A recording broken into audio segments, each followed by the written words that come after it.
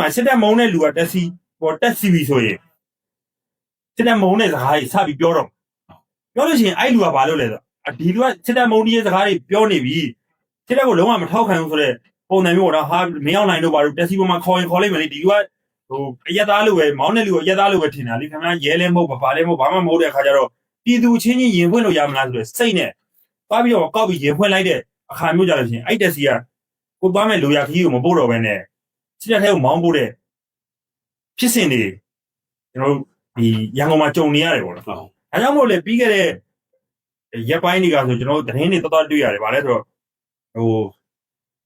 လူပြောက်တာပေါ့နော်။ဘယ်နေရာမှာနေတဲ့လူကတော့ပျောက်သွားတာဘယ်နည်းလောက်ရှိပါပြီဘယ်ချိန်မှာအိမ်ကနေထွက်သွားတာတို့ဘာလို့ဆိုတော့ကိစ္စကြီးလည်းအများနဲ့ကြားနေတွေ့နေမြင်နေရတယ်ပေါ့နော်အဲ့တော့ရန်ကုန်မှာရှိတဲ့ပြည်သူလူထုကိုကျွန်တော်သတိပေးနေတာကရန်ကုန်မှာရှိတဲ့ပြည်သူလူထုကိုဓာတ်ရိုက်ကျွန်တော်တို့ပြောလို့ရတာဆိုဓာတ်ရိုက်တော့အကုန်လုံးကတော့ကျွန်တော်တို့ပြောတဲ့စကားကိုနားထောင်မှာမဟုတ်ဘူးအဲ့တော့အခုနားထောင်တဲ့ပြည်သူလူထုကရန်ကုန်မှာအမျိုးဆွေရှိလို့ရှိနေလှမ်းပြီးတော့မှဒီကိစ္စလေးကိုလှမ်းပြီးတော့မှပြောပြတင်တယ်လို့ကျွန်တော်မြင်တာပေါ့ဥပမာကျွန်တော်တို့တတိယနိုင်ငံပဲနားထောင်ဒုတိယနိုင်ငံဖြစ်တဲ့ကျွန်တော်ထိုင်းနိုင်ငံပဲနားထောင်မြန်မာပြည်တွင်းရမယ်ကျွန်တော်ပြောတာကိုနားထောင်ဘယ်လိုပဲဖြစ်ဖြစ်နားထောင်နေမိဘပြည်သူအနေနဲ့ရန်ကုန်နေပြည်သူလူထုကိုအသိပေးနေတယ်ဟဲ့အောင်နေမင်းတို့အစီစီရင်တော့ဘာမှမပြောနဲ့ကားသမားပြောလာရင်ကောင်းလားဆိုကောင်းပါတယ်ပဲပြောလိုက်ပေါ့နော်ကောင်းလားဆိုကောင်းပါတယ်စီပီလာပြေးပါတယ်ပေါ့နော်ဒီလိုပဲပေါ့ဗျာလောက်ကစားတော့နေရတာပေါ့ဒီလောက်ပဲကိုယ့်ဘက်ကနေဘာဆိုစကားကြုံလိုက်တာနဲ့သူကားပေါ်မှာ recording ပါလားမပါလားကိုမသိဘူး recording ဆိုတဲ့အရာကလည်းခင်ဗျားကကျွန်တော်စီးမယ်ဗျာခင်ဗျားအဲ့ကျွန်တော်ဖွင့်စေအောင်မယ်လို့ခင်ဗျားခုံကိုထိုင်ကုန်ကျွန်တော်လိုက်ကြည့်မယ် recording ပါလားပါခင်ဗျားဘောနဲ့ဖုံဖွင့်လို့ဟိုဟာဖွင့်လို့ဒီဟာဖွင့်တက်စစ်လို့လည်းမရဘူးလေခင်ဗျားကားခေါင်မိုးပြတော့ဘာလို့ဆိုပြီးတက်စစ်လို့လည်းမရဘူးဒီသူကတော့သူသွားကျင်တဲ့လိုရခကြီးတွေတော့တက်စီကိုတော့ဘယ်တက်စီပဲဖြစ်ဖြစ်ငှားမှာပဲပေါ့နော်ငှားမှာပဲအဲ့လိုငှားတဲ့အချိန်မှာတို့တို့အဲ့စကားသွားပြီးတော့မှဘတ်ဆိုဟိုချစ်ကောင်စီကိုပြစ်တင်တဲ့စကားပေါ့နော်ပြစ်တင်တဲ့စကားတခုခုမိုင်းရဲစကားသွားပြီးကျွလို့လိုက်ပြီဆိုတာနဲ့တေချာပေါက်စစ်ကြောရဲ့ရောက်ဖို့များတယ်အဲ့တော့ရောက်သွားပြီဟုတ်ပြီရောက်သွားလို့ရောစစ်တပ်ကအခုချာကြီးကကားပေါ်မှာစီးလိုက်နေပြောလို့ချာကြီးကိုစစ်ကြောကြီးကိုခေါ်သွားတယ်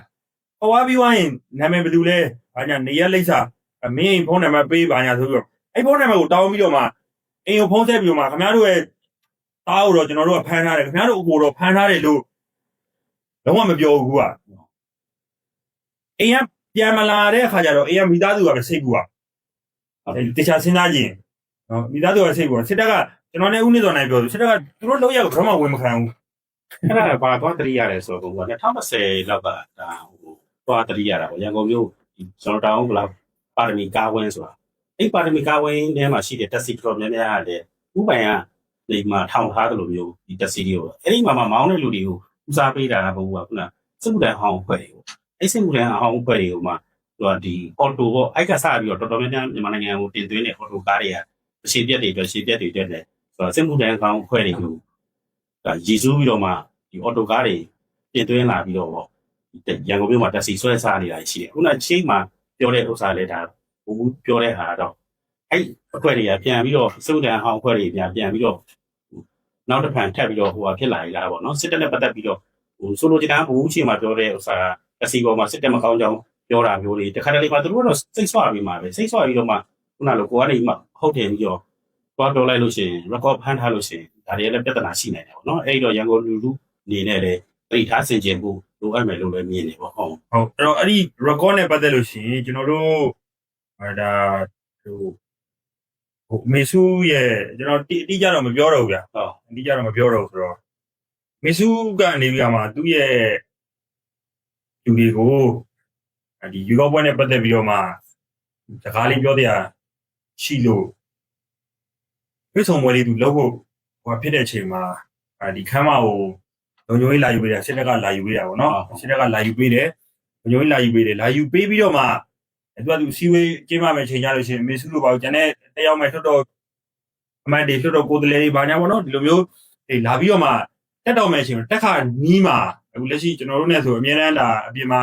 စကားပြောပြေဆုံးနေတဲ့အန်ကယ်တယောက်ရှိပါတယ်အန်ကယ်ကအမေစုအနားမှာနေတာပေါ့နော်နေတဲ့ခါကျတော့သူကခဏနေအောင်ဒီသူတို့စစ်တပ်ကဟိုဖြစ်ပြီးသွားတဲ့အချိန်မှာသူတို့လုံခြုံရေးပါယူပြီးသွားတဲ့အချိန်မှာငါတို့ဒီခမ်းမကိုတစ်ချက်လောက်ကြည့်အောင်ဆိုပြီးတော့မှဝင်ပြီးတော့မှကြည့်တာပေါ့နော်ကြည့်တဲ့အချိန်မှာအဲ့တော့ဘယ်သူတွေပါလဲဆိုတာမေစုဟ ကိုရန်တော်ဖြစ်တဲ့ချယ်ရီထက်တို့ဘာလို့ပါတော့ ပါတော့ ကြည့်တဲ့အချိန်မှာဒီစကားပြောမဲ့သပွဲအောက်မှာလည်း ကြားလိုက်တယ် ဒီ mic သွားပြီးတော့မှတွေ့တယ်ပေါ့နော်ဟိုဒီဆာဖအဖွဲ့ကြီးကနားထောင်ဖို့ပေါ့နော်ဒီခမ်းမတစ်ခုလုံးမှာဘေးနားမှာဒီလိုမျိုးထားတဲ့ဒီလိုလေးတွေဒီလိုပန်းအိုးတွေအနာအကွယ်လေးတွေမှာတော့ဘာလို့အဲ့လိုပန်းမင်ဂျားလေးတွေထဲမှာအဲ့လိုမျိုးဒီမိုက်ခရိုဖုန်းတွေကိုတောက်ပြီးတော့မှဟိုဖြစ်တာပေါ့နော်အဲ့တော့ဒီ2020နာရွေးကောက်ပွဲနာမီးဖြစ်ပါလိမ့်မယ်ကျွန်တော်စိတ်နေတော့ဟိုအဲ့ဒီဟာပေါ့နော်ကျွန်တော်တို့တိတိကျကျတော့ပြောလိုက်လို့ရှိရင်ဘသူကဒီစကားလန်ကျွန်တော်စီကိုအရောက်ပို့လိုက်တယ်ဆိုတာကိုစစ်တပ်ကရိမ့်မိသွားမှာဆိုလို့ကျွန်တော်အတိအကျတော့မပြောတော့ဘူးပေါ့နော်အဲ့လိုမျိုးတော့ကြုံရတဲ့အနေအထားမျိုးရှိပါတယ်ဆိုတဲ့ဟာပေါ့နော်ဒါကြောင့်မလို့စစ်တပ်ကပတ်ပြီးတော့မှကျွန်တော်တို့တွေက short တက်ချင်းဟာကျွန်တော်တို့ပေါ့နော်နည်းနည်းလေးဟိုဟာဖြစ်တယ်ပေါ့ဒါကြောင့်မလို့NLD ဆိုလက်ထက်တုန်းကလူပညာရှင်100မှာအယောက်100မှာ69ယောက်လောက်က NLD နဲ့ပေါင်းတာ ဟုတ်တယ် NLD နဲ့ပေါင်းတာဇာကားတွေဆိုလဲ NLD ကဟိုဖြစ်တဲ့ဝါရဖြန့်ကြီးရဲ့ဇာကားတွေသူတို့ရိုက်တာ short တက်လိုက်တာပေါ့နော် short တက်လိုက်တယ်တက်လိုက်တော့ပြီးလဲပြီးတော့ဘာလို့အာနာသိမှုဖြစ်လဲဖြစ်တော့နောက်ဆုံးမှပါပြရဒီနေ့ဒီချိန်ကြီးခံဝင်တဲ့နော်ခံဝင်တဲ့ကျွန်တော်တို့စစ်တပ်ကိုမျက်လုံးလေးတော့ဒီလိုလေးတော့စောင့်မကြည့်တော့ပါဘူးဗျာဆိုတဲ့အခြေအနေမျိုးကြီးအနှင်းခံတာအဲ့လူတွေဒီနေ့ဒီချိန်ကြီးရှိတယ်ဟိုပျော်ကျင်အောင်ဆောင်နေရတဲ့လူတွေသူတို့စစ်တပ်ကဟိုစုလေးခေါ်ပေးလိုက်ဒီစုလေးခေါ်ပေးလိုက်စုပေးတာတော့ဗျာဟိုဒီလိုမျိုးကျွန်တော်တို့ဟိုဟာဗာလဲ certificate လေးတစ်ခုကိုမှန်ပေါင်လေးရတဲ့ A4 လေးတရွက်ကျွေဆက်ကူလေးနဲ့ A4 လေးတရွက်ထုတ်လိုက်မယ်ပြီးရင်လေဘင်းကိုဟိုဆွဲပြားလေးတစ်ပြားလောက်ပေးလိုက်တာလင်းနဲ့မြင်နေရတာနော်တကယ်ဟိုပါဖြစ်အားကြောင့်မလို့ကျွန်တော်တို့ဟိုအဲ့ဒီတက်စီအစီ80လောက်နဲ့ပတ်သက်ပြီးတော့မှဒီလူတွေနဲ့ရှော့မတွက်စစ်ခြင်းပေါ့နော်အားဗျာဒါငါတို့လမ်းထဲကဦးလေးကြီးပဲလေစီးနေကြပဲလေဆိုတော့အဲ့ဒီဦးလေးကြီးကလည်းကိုယ်နဲ့မတွေ့တဲ့အချိန်တွေမှာ तू ဘာလုပ်ငန်းတွေလုပ်နေလဲဆိုတဲ့ဟာဟိုထောက်လိုင်းရတော့ဂျုံမပါဘူးပေါ့ဗျာအဲ့ဒါလေးတော့သတိထားသိကျင်တယ်လို့ပြောနေတာပေါ့နော်အဲ့တော့နောက်ဆုံးသတင်းလေးတစ်ခုဆက်ပြီးတော့ပြောပြသွားတယ်ဗျာ နောက်သတင်းကတော့ကျွန်တော်တို့မိုင်းလာတက်ဖွဲ့နဲ့စစ်ကောင်စီမိုင်းလာတက်ဖွဲ့ရနေမှာစစ်ကောင်စီတက်ဖွဲ့နဲ့ပူးပေါင်းပြီးတော့ကျွန်တော်တို့တော်လိုင်းတက်ဖွဲ့တွေကိုတိုက်ခိုက်မယ်ဆိုတဲ့သတင်းမျိုးစစ်ကောင်စီ lobby ဘက်ကနေမှဘာသာဖြန့်ထားတယ်နော်အဲ့ဒါနဲ့ပတ်သက်ပြီးတော့မိုင်းလာဟိုပါပေါ့တာဝန်ရှိတဲ့ခေါင်းဆောင်တအူဦးကြည်မြင့်ကနေမှဖြည့်ရှင်းထားတာလည်းသိရတယ်ပေါ့ဟုတ်အဲ့တော့ဝါဒီမိုင်းလာပေါ့နော်မိုင်းလာကစစ်တပ်ဘက်ကနေပြီးတော့မှကူပြီးတိုက်မှာဘယ်တော့မှမဟုတ်ဘူးဆိုတဲ့အကြောင်းကိုဒီ NDA ပေါ့နော် NDA ရဲ့အတွင်းမှုဖြစ်တဲ့ဦးကြည်မြင့်ကနေပြီးတော့မှပြောထားတာပေါ့ပြောတော့သူပြောတဲ့စကားရှင်းပါတယ်ဟုတ်တယ်ဟိုကျွန်တော်တို့လည်းဒါမျိုးပဲတကယ်ကြလို့ရှိရင်နော်တိုင်းသားတော်လိုင်းတက်ဖွဲ့တွေဒါမျိုးပဲဟုတ်တယ်မင်းတို့နိုင်ငံသားနဲ့ချမှာလားမင်းတို့ထိုင်းရဝင်တိုက်မှာလားတရုတ်ကဝင်တိုက်မှာဘယ်ကတိုက်မှာလာအိုကတိုက်မှာကမ္ဘောဒီးယားတိုက်မှာလားဘယ်ဟိုတိုက်မှာငါတို့နိုင်ငံကိုလူကတိုက်မှာဂျပန်တိုက်မှာလားအင်္ဂလိပ်ကတိုက်မှာလားဟုတ်တယ်မှာနိုင်ငံသားကတိုက်မယ်ဆိုရင်တော့ငါတို့တွေကမင်းတို့စစ်တပ်ဘက်ကပြန်ပြီးတော့ဝင်တိုက်ပေးဖို့အသင့်ရှိတယ်ဆိုကျွန်တော်နဲ့ဆရာကြီးနဲ့တခါကျွန်တော်သုံးသပ်ပေးထားပါတယ်ဝါကစစ်တပ်ဘက်ကကူတိုက်မှာလားဆိုတဲ့ဟာမှာကျွန်တော်ဘယ်လောက်ကြာခိုင်တော့ကျွန်တော်မှန်းလိုက်တယ်69ကတော့ဝင်မတိုက်ဘူး69ကတော့ဝင်မတိုက်ဘူး 1% လေးကတော့ဖြစ်ကောင်းဖြစ်နိုင်တယ်ဘာလို့လဲဆိုတော့ကျွန်တော်စကားကိုပြောလိုက်လို့ရှိရင်တရားရခိုင်တော့မဖြစ်နိုင်ဘူးဗျာလို့ပြောလိုက်လို့ရှိရင် 1% တော့ကျွန်တော်တို့ခြံထားရမယ်တကယ်လို့သူစစ်တပ်နဲ့ပူးပေါင်းပြီးတော့မှတော်လိုင်းတပ်ဖွဲ့တွေကိုတိုက်တယ်ဆိုလို့ရှိရင်တော့ကျွန်တော်ပြောတဲ့ 1% ဖြစ်သွားတယ်လို့ပဲကျွန်တော်ကလက်ညှိုးထိုးလို့ရတာပေါ့နော်ဒါကြောင့်မလို့ကျွန်တော် 1% ခြံထားအောင်ဒါပေမဲ့အခုကသူက 100% ထုတ်ပြောပြီ 100% ထုတ်ပြောကျွန်တော်ပြောတာမဟုတ်ဘူးနော် NDA ရဲ့အတွင်းမှုဖြစ်တဲ့ဦးကြည်မြင့်ကိုယ်တိုင်ပြောတာလုံးဝမတိုက်ဘူးခင်ဗျားတို့နိုင်ငံသားနဲ့စစ်ဖြစ်လာနိုင်ငံသားနဲ့စစ်ဖြစ်တော့ကျွန်တော်တို့တွေကဝင်တိုက်ဖို့အတွက်အသင့်ရှိပါတယ်ဆိုတဲ့စကားကိုလည်းဒီနေ့ထုတ်ပြောသွားတယ်ပေါ့နော်ထုတ်ပြောသွားတဲ့အခါကျတော့ကျွန်တော်လည်းဒါနဲ့ပတ်သက်လို့ဟိုးရင်ကလေးကကျွန်တော်တီးပြီးသားပါပြီးလဲတီးပြီးသားဒါပေမဲ့ပြည်သူလူထုလည်းတီးစေချင်တာပေါ့နော်တော်လည်းပြည်သူလူထုကိုကျွန်တော်တို့ကတီးစေချင်လို့ဒီစကားတွေအထက်ထည့်ပြီးတော့မှပြောပေးနေရတဲ့အကြောင်းတရားဖြစ်ပါတယ်။ဘာကြောင့်မလို့လဲဆိုတော့ကျွန်တော်တို့တော်လန်ပြည်သူလူထုကတစ်ခါလေးမှစီးရေးရအကြောင်းတရားတွေကိုတစ်ခါလေးမှမသိတဲ့ကိစ္စတွေရှိတယ်ပေါ့နော်။မသိတဲ့ကိစ္စတွေရှိတော့ဟိုစိုးရင်ပူပန်ကြတယ်ဟာငါတို့ရဲဘော်တွေအနေမကင်းမှာမလားဖေးကင်းမှာမလားဆိုပြီးတော့မှစိုးရင်ကြတဲ့အချိန်မှာကျွန်တော်တို့ကဘာလေးထည့်ထည့်ပြောတယ်ခင်ဗျားတို့စိတ်မပူနဲ့ဒီဖွဲ့တော့ဒီလိုမလုပ်နိုင်ဘူးဒီဖွဲ့တော့ဒီလိုမလုပ်နိုင်ဟုတ်လားကျွန်တော်ပြောတယ်ပြည်နယ်ကိုဘူရာဘောတို့ကိုဒီ KB ရတိုင်းမှာမတိုက်ဘူး BG ကတိုင်းမှာမတိုက်ဘူးဒါပေမဲ့ဒါထဲမှာ BG ရောင်ဆောင်ပြီးတော့မှဘလိုင်းတက်ဖွဲ့ကိုပြင်းညင်နေတဲ့နည်းနည်းလေးရှိတယ်အကောင့်တွေကတော့ကူညီနိုင်တယ်ဒါပဲဒီ KB ရောင်ဆောင်ပြီးတော့မှ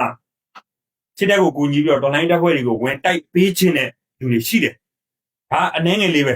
အရင်ဟုတ်လားဆိုမဟုတ်ဘူး မဟုတ်ဘူးအရင်ဟုတ်ခဲ့ရင်လည်းကျွန်တော်တို့ဒီ KB နဲ့တက်မ6နယ်မြေမှာဆိုရင် DKB ရော BGF ရော KNU ရော KNU KNL PC ရောကျွန်တော်တို့ကဒီ၄ဖွဲ့ဆိုင်ပြီးတော့ PDF ကောပေါ့နော်ဒီ၅ဖွဲ့ဆိုင်ပြီးတော့မှကျွန်တော်ဒီနယ်မြေမှာနေတာဒီအချိန်မှာကျွန်တော်တို့က2ဖွဲ့ပဲရှိတယ်သူတို့စစ်ကောင်စီနဲ့ပေါင်းတာ3ဖွဲ့ရှိတယ် တော့ဟုတ်ရှိ အဲ့တော့ဒီ3ဖွဲ့ရတာတကယ်စစ်တပ်နဲ့ပူးပေါင်းပြီးတော့တိုက်မယ်ဆိုရင်ကျွန်တော်ကျန်တဲ့2ဖွဲ့ရဘယ်ဆင်ပြေမလဲနေတရားပျောက်သွားမှာပေါ့ ဟုတ်ဗျာ နေတရားပျောက်သွားမှာဆိုစစ်စင်နေပြီပျောက်သွားမှာပြောတာလူကတော့နေတရားတော့ဘလို့ပဲကြံဖန်နေလို့ရတယ်ပေါ့နော်ဒါတပိုင်းပေါ့နော်အဲ့တော့ပြောချင်တာကတော့အဲ့ထဲမှာအဲ့အင်အားကြီး3ဖွဲ့ထဲမှာကဘာရှိလဲဆိုတော့နည်းနည်းချို့ချောစီတွေပေါ့နော်ကျွန်တော်အမြင်နဲ့ပြောချောစီပေါ့တဲ့ဟိုကိုယ်တိုင်လှုပ်လာတော့မလှုပ်ဘူးသူများဝင်လို့ရအောင်စီလေးဆွတ်ပေးတာပေါ့နော်စီဆွတ်ပေးတဲ့လူတွေလည်းရှိတာပေါ့ရှိတဲ့အခါကျတော့အလေးနဲ့ပတ်သက်လို့လည်းကျွန်တော်တို့ဟိုတစ်စစ်ကြင်ပါတယ်ပေါ့နော်ဒါပေမဲ့ဝါကတော့ဝါမိုင်းသားကတော့လောကဒေကြီးထုတ်ပြောတယ်ငါတို့ကတော့ဒီစစ်တပ်နဲ့တွဲပြီးတော့တိုက်ပေးမှာတိုက်မပေးနိုင်ဘူးအေးမင်းတို့စစ်တပ်နိုင်ငံခြားလာတိုက်ပြီဆိုတော့ငါတို့တိုက်ပေးမယ်ဆိုတဲ့အားမျိုးပေါ့နော်အဲ့တော့ကျွန်တော်